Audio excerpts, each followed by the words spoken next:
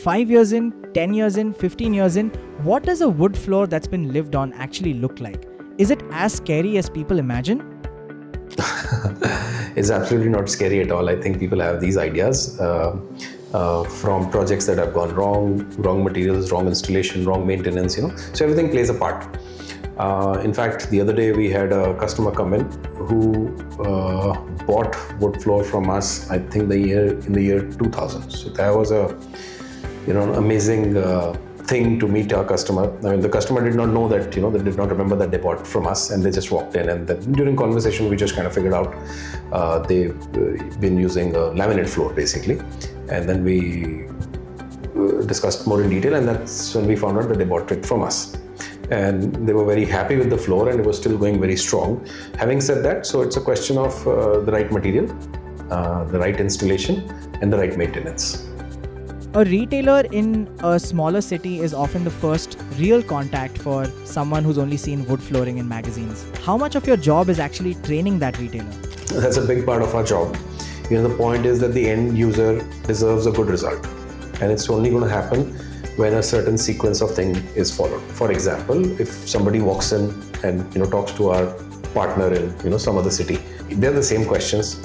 They have the same goal, they want their house to look nice. They've seen these products, and they really want कि अपने घर में भी ऐसी चीज लगे.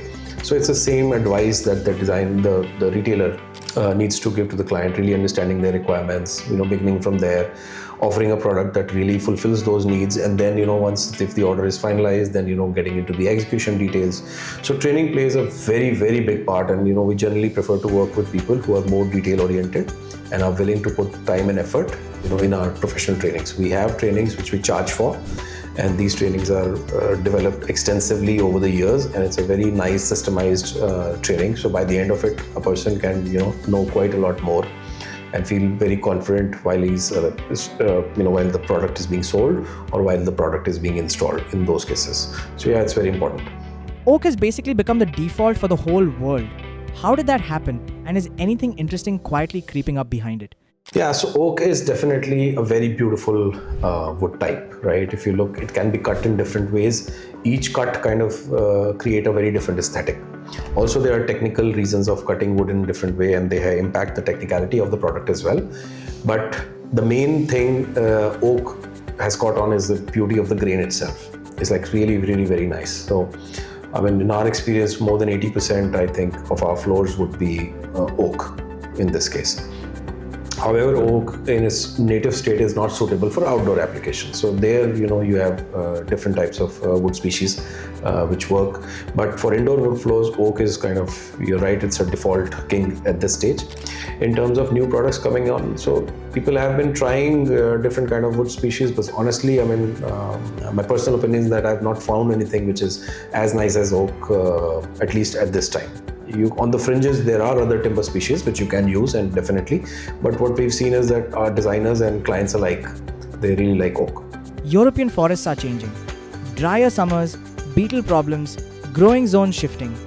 Will the wood we're specifying in 2036 look noticeably different from what we specify today? Yeah, so if as the context or as the environment changes, of course, the materials also have to adapt to that situation so that they can handle. If there is a major climate change situation, I do foresee that the industry will come out with solutions, and it might look different. But the basics or the fundamentals, I still think, will remain the same. And looking at some of the brilliant people who are working in this industry, and I had the fortune to kind of interact with them. There's a lot of R&D research kind of always going on to look at the world or foresee the issues that are going to come up, and already proactively companies and groups are trying to kind of create those solutions. So I'm pretty sure that whatever comes up, whatever situation will be there, we should be able to handle it.